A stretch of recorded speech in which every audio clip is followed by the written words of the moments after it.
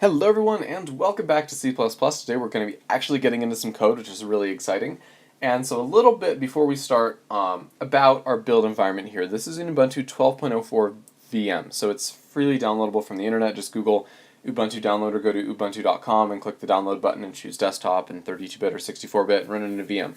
Virtualization software is absolutely free. You can look up VirtualBox. VirtualBox is what I'm using right now, and it'll allow you to very quickly set up a VM of Linux so that even if you're on Windows right now, you can run, like I'm in Windows, you can run a VM of Linux. You can run Linux without having to shut down and reboot and install to your hard drive. Real easy to do virtualization. You can install it in a VM. If you don't understand that, don't worry. You can also run this in Windows. You can do all of this in Windows as well. There will be some key differences, which I'll mention, of things like, hey, this works in Linux but not in Windows, or vice versa. And for those, I'll usually switch over to Windows and show the alternate way to do that. This tutorial is not going to have any of that. The next couple will not have any of that, but once we start getting into things like networking, we'll start seeing that come up.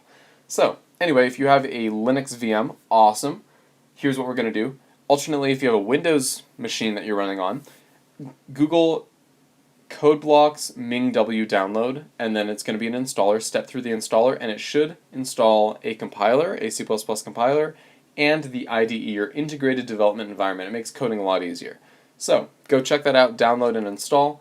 If you're on Windows, pause the video right now and go do that. If you're on Linux, stay tuned real quick as we're going to step through that manually. So, on Linux, on Ubuntu specifically, press Ctrl-Alt-T to open up a terminal window. If you don't want to do a keyboard shortcut, you can also go to this dash home and type in terminal and choose terminal here. Or if you're on an older version of Ubuntu and so you still have the old GNOME interface, or maybe you downgraded because you like the old one better, you can go up to the top left-hand corner to Applications, click, drop down to Accessories, and then go right over to Terminal. Click on Terminal there and it'll open up. We only need one of these though. So now that we have it open, you're going to type in sudo apt-get install g++. That will be in the description. You can copy and paste it in or type it in yourself. It's kind of small, I know, because this is 1080p video, but sudo apt-get install g++ apt-get. Press enter. It'll ask you for your sudo password. Enter that. I've already installed it, so it's not going to install for me. But for you, if you haven't installed G++ already, it'll say, hey, it's a X amount of kilobyte download, are you sure? And you'll press Y, the Y key, and then press enter, and that'll say yes, confirm, and it'll allow it to install G++. Once it's done that, you have your compiler installed, and then you can go over to the Ubuntu Software Center, search for CodeBlocks, and click on it, and click the install button. That should be pretty easy. So, pause the video right now while you do that. And welcome back. So, you now have CodeBlocks installed and G++ installed, hopefully. The alternate way to do this is you can compile things from the command line. So say we have something called main.cpp or main.c++, which is our code. We can type g++ main.cpp o program, and that'll create a binary or a program called program. Obviously this isn't going to work because we don't have a main.cpp file. We haven't written any code yet, but that's how you would compile if you want to do it through the command line and skip the whole code blocks thing. You don't need code blocks, but it's nice when you get into bigger projects to be able to manage them in an IDE and have that syntax highlighting. And when you want to run that program, you type /program and it would run. Of course, that program was never created because we didn't have source code to convert it into binary and compile and create object files and link. And so we don't have a program right now. That's okay. But those are the commands that you'd normally use to compile a source code file called main.c++ and create a program called quote program and then run program as /program. So we can close the terminal out. We're going to be working in an IDE, so go ahead and open up CodeBlocks. It'll ask you real quick, what compiler do you want to use? And choose GNU GCC compiler. That's the default, that's the one we just installed. If you have others installed that you prefer and you prefer, you can go with those, but might as well just stick with what you know. So choose the GCC GNU compiler. You can close this little tip of the day. It's not important. It's a tip. So then you're going to be in CodeBlocks. You're going to go up to File, New, Project. And in Project, you're going to choose Console Application because we're working with just text-based for now. We're not doing any graphics, and we're not doing any fancy projects or creating libraries or anything like that. It's just going to be a console application. So choose that and click Go. Then this window will pop up. You can check this, skip this page next time you don't need it. Click Next. Make sure this is on C++.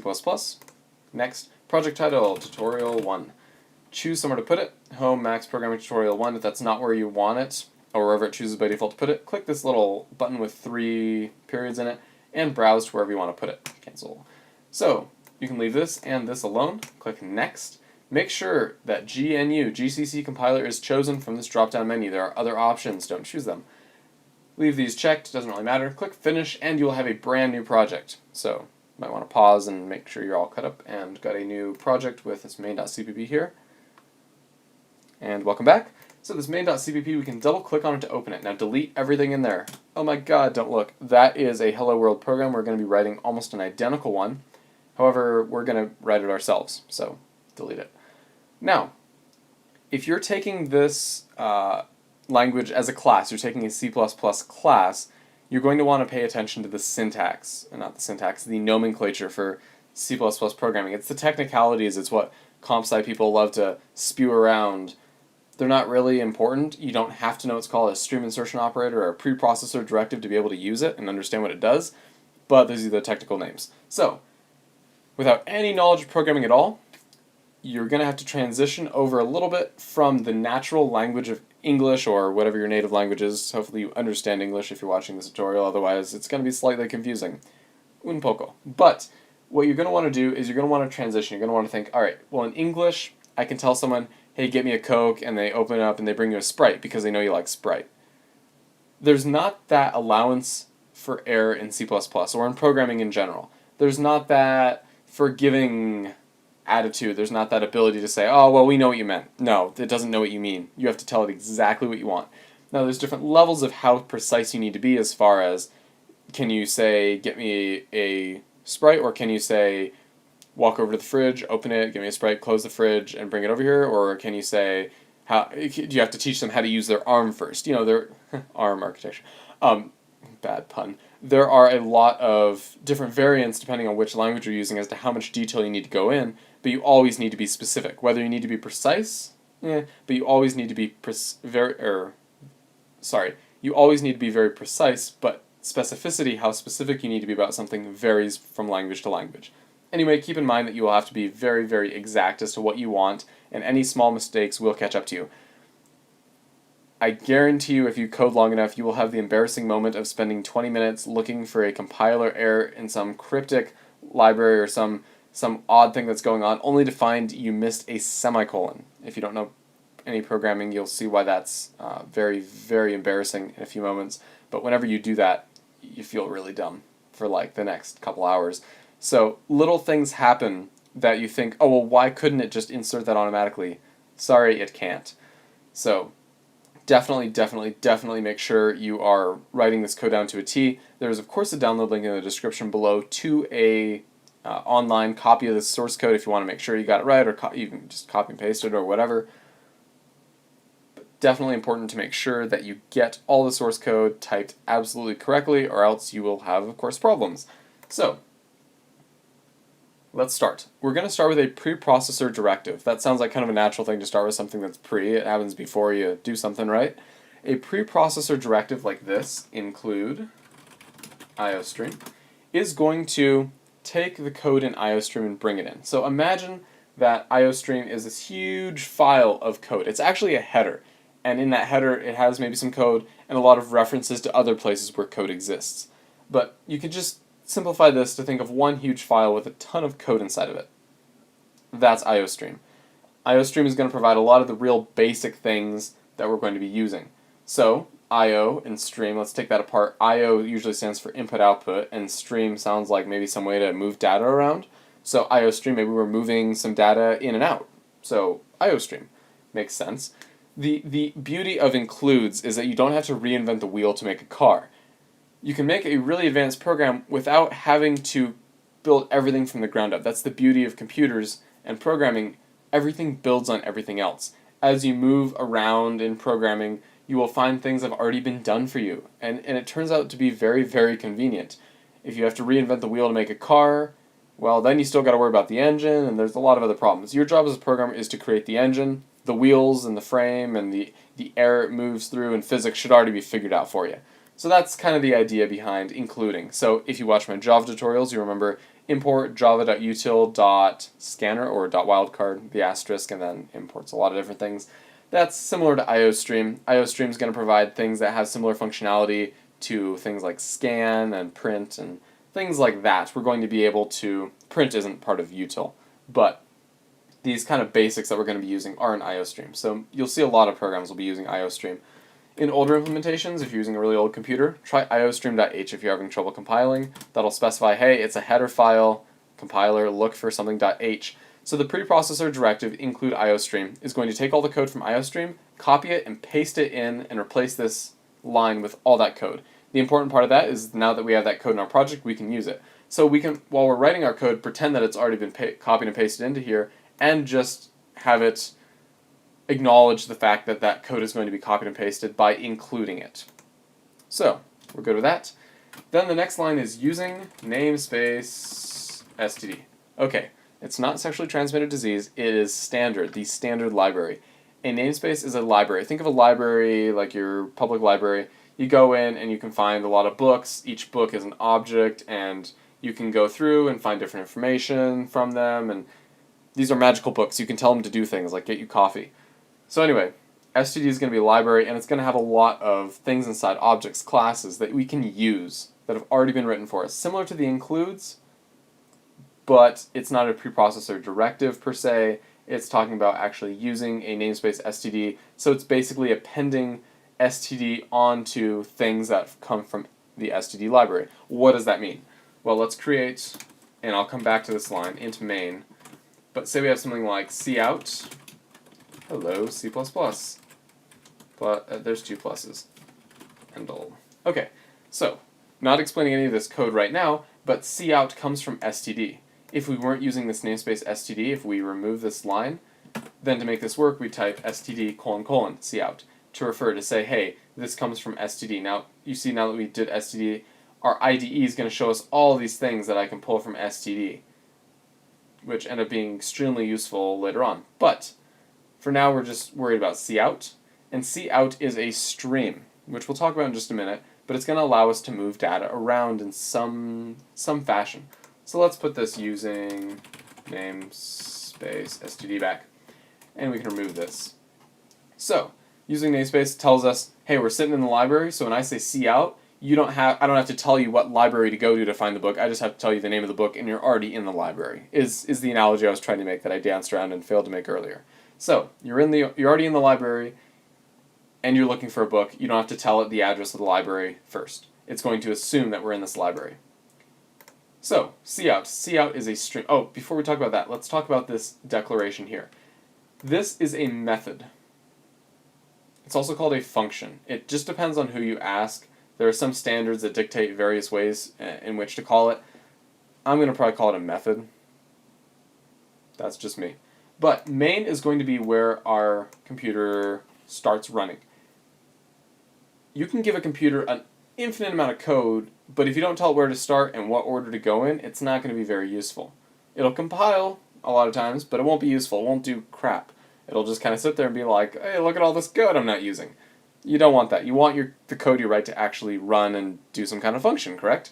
So, we can define this int main. Main's going to be our starting point. Main, kind of a main plaza, you're going to start right there, and then you're going to start following the instructions someone gives you. Maybe there are driving directions. Maybe you start on Main Street and you have to go north. I don't know, that's a weird analogy. But you're going to start at main, and then you're going to go sequentially through the lines. So if we had multiple lines of code, it's going to go top to bottom, and inside of code there's actually an order of operations that will occur. We'll talk about that when we get into more complex statements, but when we start talking about more complex code, we'll get into these order of operations, so even within the line, some things will run before other things, which is very, very important to things like overload operators functioning correctly. Again, we'll get into that. Don't worry about that now. Just a tantalizing view of the future, I guess. It probably just sounded kind of complicated.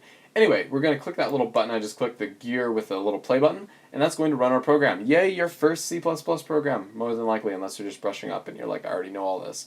Anyhow, that's going to be your first program. It's going to say, hello, C++, exclamation mark, enter. Process returned 0, 0x0. This in here is just saying hex. It's 0 in hex. Execution time 0.091 seconds. Press enter to continue. Enter to close. The rest of this information isn't part of our program. It's information about our program's running. So how long it took to run, things like that. So we can press enter, close that out. We can also press a little X. And let's modify this program a little bit. And let's talk about this line. So, cout is a stream. Streams, when you're coming from another programming language that doesn't have streams, like maybe C, streams are an interesting concept. You can picture them, even though it's a difficult analogy to make, you can picture them like a river or a stream. A stream in real life with water running through it, unlike some of the rivers nowadays, which are actually dry.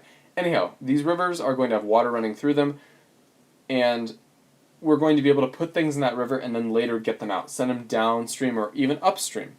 So, we can use this, again, if you're in a C++ class and you want to know the technical term, the stream insertion operator. It's basically just this little double less than signs, and it's going to allow you to insert this package, this hello C++ exclamation mark. It'll allow you to put it in a little box and float it down the river to someone else, and then someone else will grab it, right? So we're putting this into the stream. And then that stream is going to end at some point, or is going to be intercepted at some point, and whatever we put in is going to be taken out and used, likely in the order that we put it in. So if we put in hello C++ first, and then an endl, this hello C++ will reach it first, then the endl will reach it, which means this will be couted, if you will, before endl is couted. That's not really a word. But cout, stream insertion, a string, this is a string literal. A string is just a collection of characters. Characters are letters, numbers, symbols, spaces. Space is a symbol. Just a bunch of characters that are in a row. So when we get into arrays, a string will be implemented as an array of characters. But for now, you can just think of them as string literals. It's words, it's sentences, it's anything you can fit between two quotes and still stays blue is going to be a string. A string literal. So we take this string literal and we insert it into our stream. String literal into a stream. Hope I said that right the first time. Put it in a little floaty box, throw it into the river, and hope somewhere down the stream the right person says, oh, hey, that's my package. That is a really ancient form of Amazon. Anyway, so you're going to put this little package in the stream. The stream is going to pull it out at some point, or something's going to pull it out of the stream. This is an O stream, an output stream. We'll talk about that later too. And it's going to be able to then take that package and use it at some point. So when we run this, you will see that hello C++ at some point gets printed out, which means this console at the end is laying at the end of this stream, for the analogy to work, is laying at the end of the stream, and so when hello C++ goes all the way down the stream, it gets to the terminal, and the terminal is like, oh, the terminal is this text interface, by the way. The terminal is like, oh, hey, look, a package, and opens it up and then displays it. Hello C++. This endl you can't actually see at work, so let's remove it. It's not an actual character. Well, it technically is a character, but like not a visible character. So we'll close that out. We'll build and run again and see how it changed. You'll notice there used to be another line here, and enter a blank line. This endl, that's not right. This endl stands for end line. End line is basically saying do a return. So press enter. And again, if this is confusing, bear with me. If you can get this concept down, and the next few videos concepts down, then everything's going to be smooth sailing from there, I promise. Like 90% promise. So, we can take this endl and insert it into the stream, and that's going to say, alright, end this line, start a new line. So say we were in something like gedit, or text editor as Ubuntu calls it, and we were the program, and we were writing stuff out to the console. And so we're writing out, hello C++, why am I not able to type tonight? And then I'm just sitting there, and then I reach an endl. Oh, return. Endl also flushes the stream. Now, there's something important to talk about with implementations. There are different implementations of C++.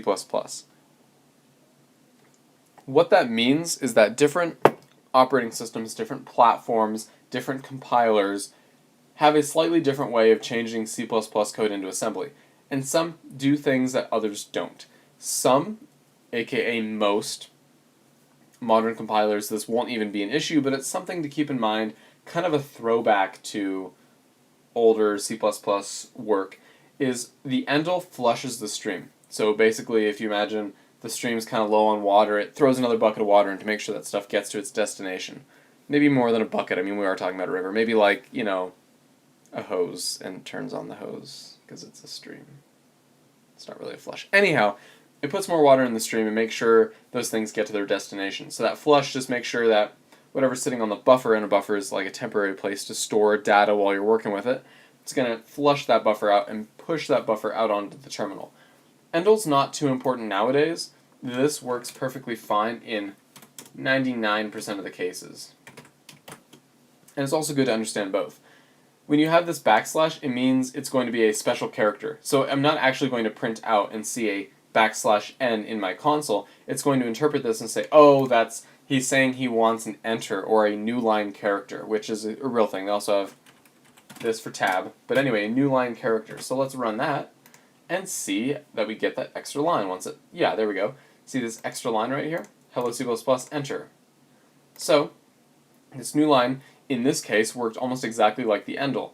In modern implementations, it'll get flushed automatically and you don't have to worry about it, but in older implementations, if the buffer's getting stuck and things aren't printing out right, you might want to do an endl. Endls are generally going to be slightly more CPU intensive, which means they're going to use more processing power, but it's minuscule. If you're printing out that much stuff that you're worried about the processing power that an endl takes up, then you seriously have to consider why you're printing out that much stuff to a terminal.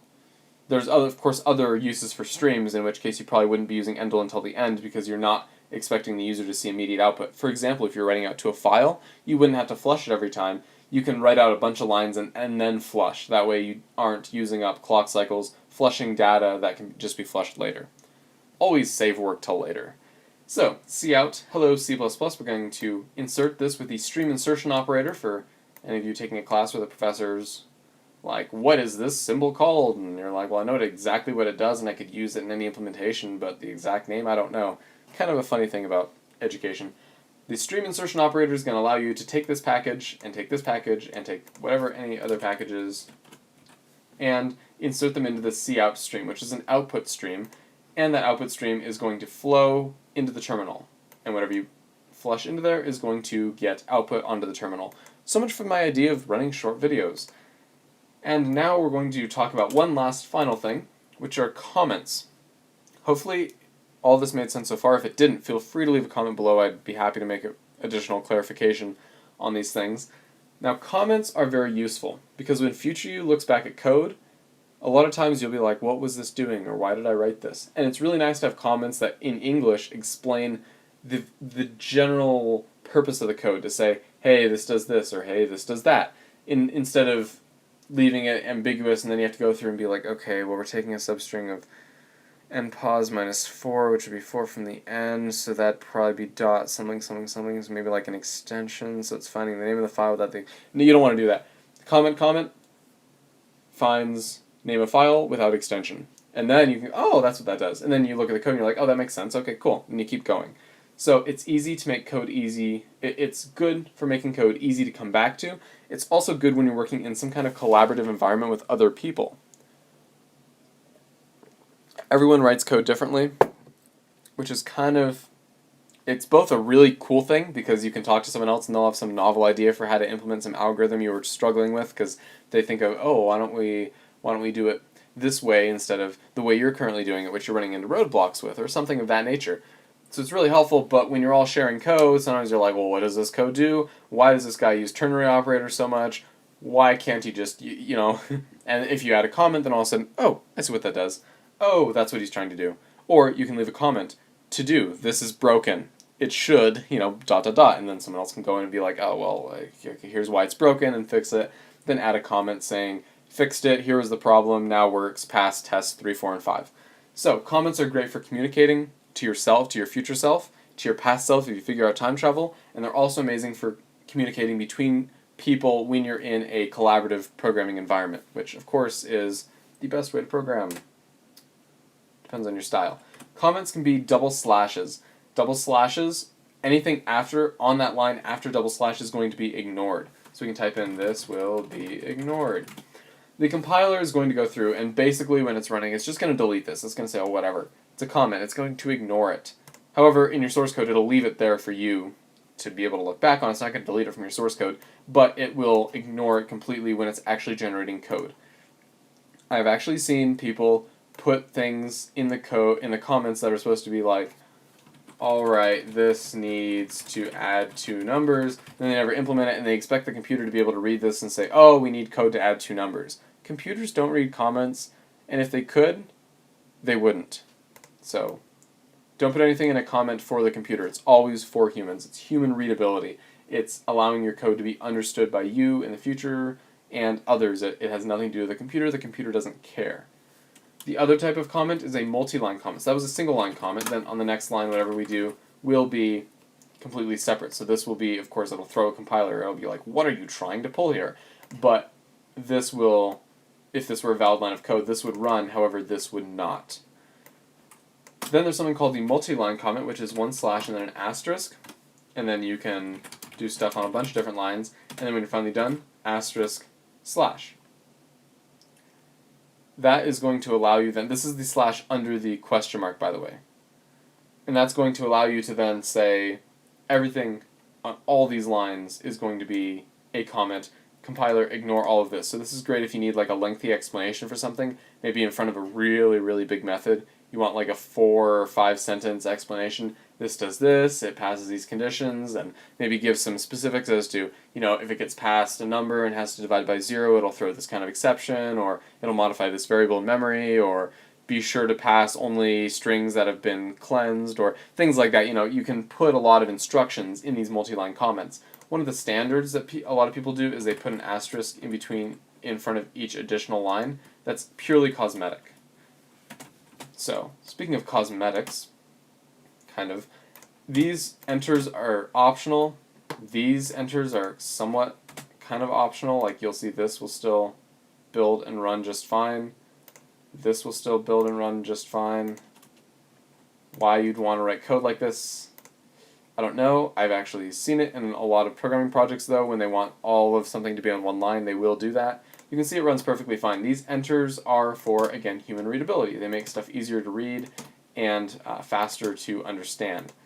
They are purely for looks. They are purely for the visual appeal of your code and to make things easier on the eyes. There's absolutely no reason, speaking as far as a compiler, for these spaces, these enters, these tabs here to exist. They're simply for organization and readability.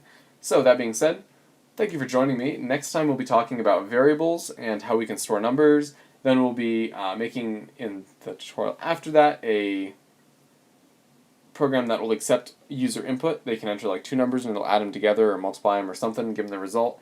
And maybe in there we'll start talking a little bit about order of operations, but probably not too much.